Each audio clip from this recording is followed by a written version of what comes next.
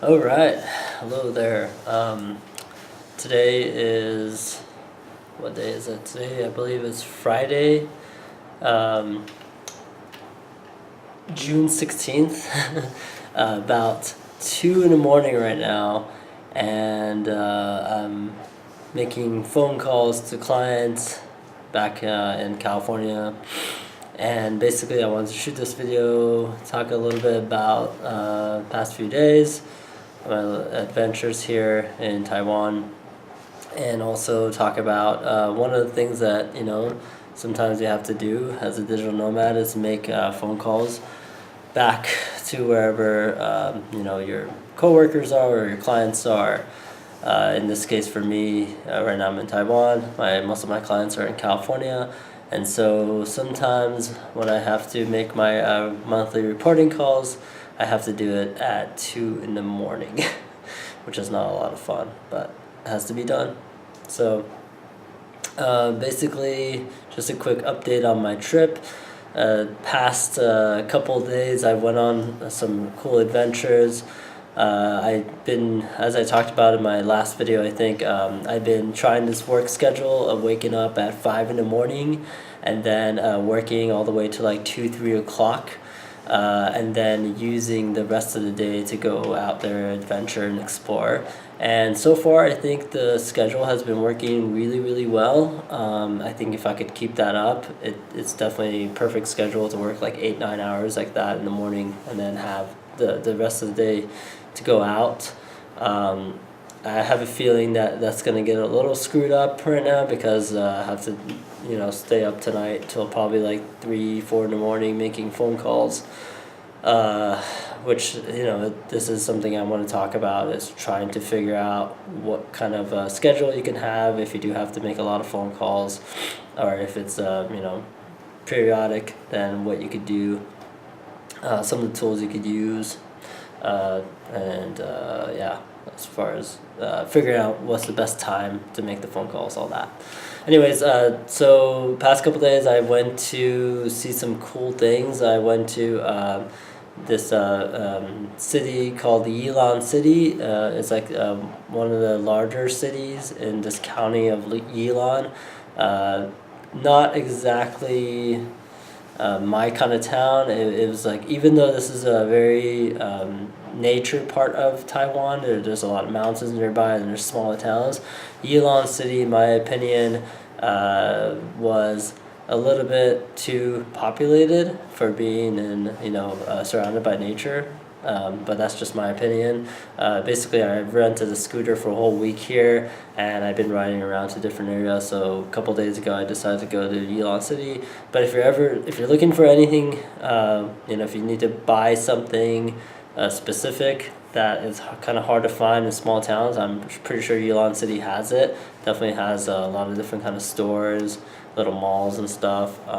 Nothing too fancy, but it definitely has pretty much anything you're looking for. So I recommend going there. And then as far as other places I went to yesterday, I went to this port town kind of towards the south of Elan County. It's called Nan Fong, something like that. It's like a fishing town. There's like a little port there where a lot of fishermen come in. They have like fresh seafood. It's like the most incredible thing. They basically the fishermen bring in their catch, and then they set up little shops there where you could just walk up to them, check out whatever fish you want, buy it right there, take it home with you and cook it if you want. Or even a better option, something I did, was that you could actually pay one of the local restaurants there to cook the fish for you, to like clean it up and cook it or whatever you want, make it however you like.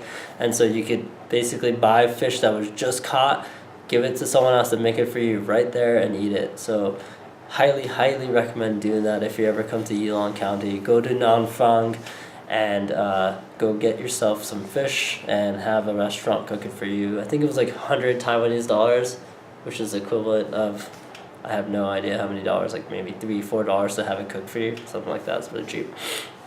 And then there was this cool road that went up from that fishing port.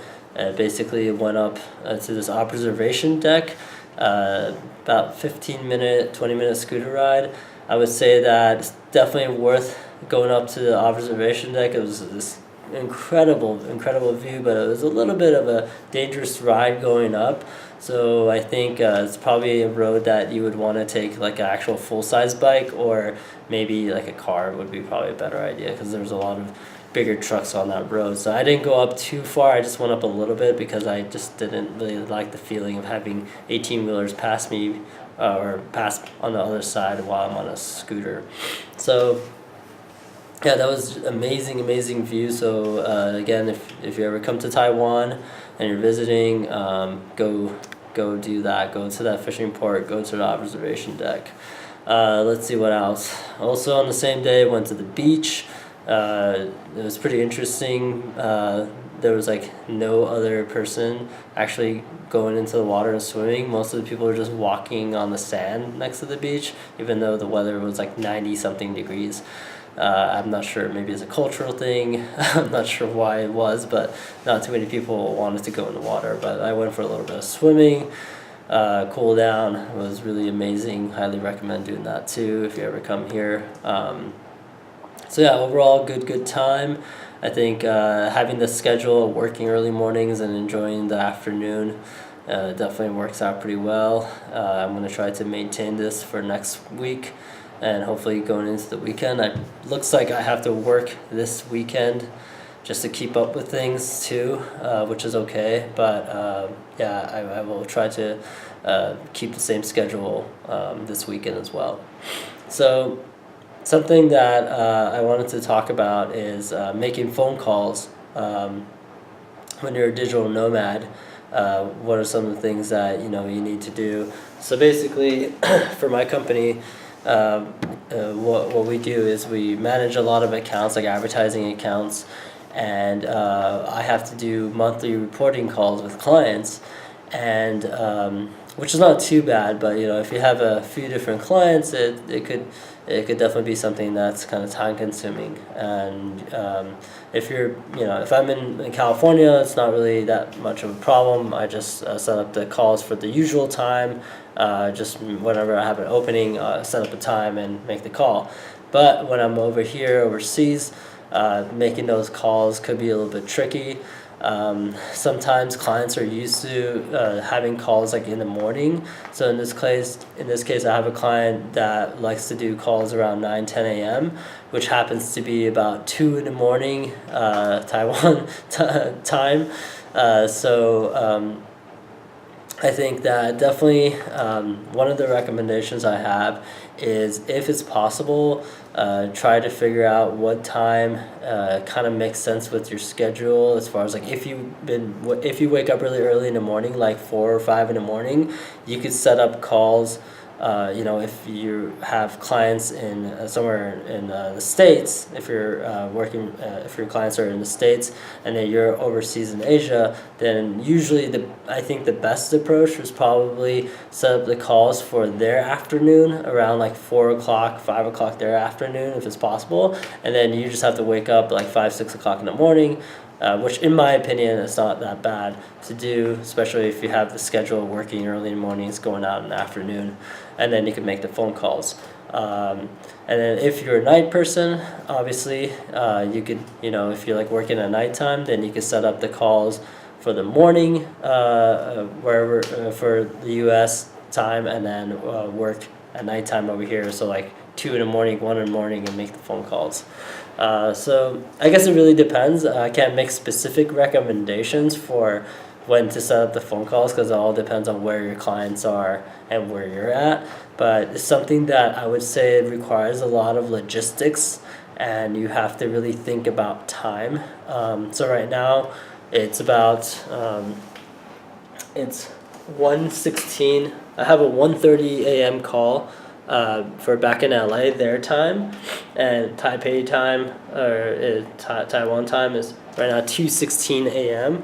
So if you don't think about the logistics when you set up your appointments, you're gonna end up like me, having to basically make calls in the middle of the night. But if you can think ahead on the logistics, and if hopefully your clients can agree on the specific time you schedule, then it wouldn't be so bad. I think one of the other recommendations I have is to try to set up the calls kind of like back to back if it's possible, so you just get it over with. I think if you have like reporting calls or anything like that where you have to do periodically with clients, if you could set up all kind of in 1 or 2 days back to back, so you could just take care of your reporting or take care of your calls and be done with it, because it's something that could mess with your sleep schedule and all that. So if you could just get it over with in a few days and have your sleep schedule back, then I think that's really great. But again, depends on what you do. For what I do, it is possible for me to schedule everything pretty much within the same couple of days. But yeah, that's something that I would look into if you have that option. Definitely having it just back to back and getting it over with in a few days is probably the best to make sure you maintain your normal sleep schedule. The other thing is, as far as like the technology I use to make calls, so obviously there's Skype, there is all these like applications like Line, Viber, and all that. But the problem with those is that a lot of times you need a client that actually, your client or whoever you're calling needs to have that application too. So for me, I don't really have like the Skype of most of my clients. I use a regular phone number when I talk to them. So what I like to use is Google Voice. And the reason I like to use it is, number one, usually it's free. Like right now here in Taiwan, I'm using Google Voice to call back to California, and it's absolutely free, which is great. The call quality is usually really, really good, surprisingly well. And the other thing is that you can port your phone number with Google Voice. So what that basically does is that if you call someone, it shows your actual, like, your regular phone number on their phone. So the reason for that is, like, if you're calling someone, they're expecting to receive a call from your number, and then they receive a call from some like international number, then it might be a little bit weird for them. But in this case, if you port your number, you could just set up your Google Voice with your actual original phone number, and then when you call someone, it just shows your name when you call them. So I think that's a nice feature to have. As well, if someone gives you a call back, if you port your number, it's going to just go ahead and ring Google Voice for you. So definitely look into Google Voice.